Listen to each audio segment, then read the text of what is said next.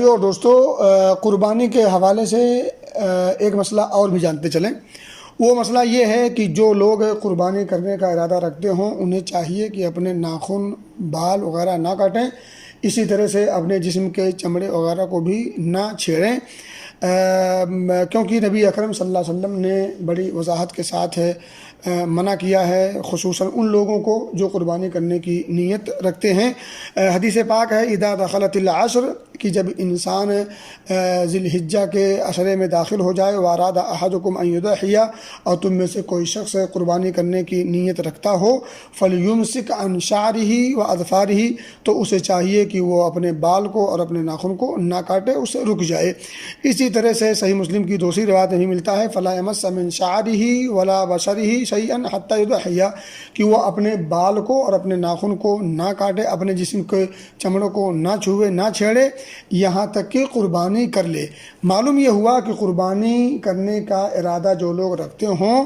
وہ ایک ذی الحجہ سے لے کر کے، یعنی جب ذی الحجہ کا چاند نظر آ جائے وہاں سے لے کر کے قربانی کرنے تک ناخن وغیرہ نہ کاٹیں، نہ چھیڑیں۔ یہ ہے اصل مسئلہ۔ البتہ اگر کسی آدمی نے نیت کرنے سے پہلے کاٹ لی، مثال کے طور پر 2 ذی الحجہ کو اس نے نیت کی قربانی کرنے کی، اور 1 ذی الحجہ کو اگر اس نے ناخن کاٹ لیا تو کوئی حرج کی بات نہیں، اور اسے قربانی کر لینا چاہیے، اس کی قربانی میں بھی کوئی فرق نہیں پڑے گا۔ اسی طرح سے اگر کوئی آدمی جان بوجھ کر کے اپنے ناخن وغیرہ کاٹ لیتا ہے، قربانی کرنے کا ارادہ بھی تھا اور اسے پتہ بھی تھا کہ نہیں کاٹنا چاہیے، لیکن پھر بھی وہ جان بوجھ کر کے اپنے ناخن وغیرہ کاٹ لیتا ہے، تو ایسے شخص کو توبہ کرنا چاہیے، استغفار کرنا چاہیے، اور دوبارہ ایسی حرکت نہیں کرنی چاہیے۔ البتہ اس کی قربانی میں کوئی فرق نہیں پڑے گا، قربانی اسے کر لینا چاہیے، اس پر کوئی کفارہ بھی نہیں، اس آدمی پر کوئی کفارہ بھی نہیں، اور اسے قربانی کر لینا چاہیے، قربانی کافی ہے۔ البتہ بعض لوگ یہ گمان کرتے ہیں کہ اگر کسی نے بال وغیرہ کاٹ لیے تو اس کی قربانی نہیں ہوگی۔ یہ لوگوں کا گمان ہے جو شریعت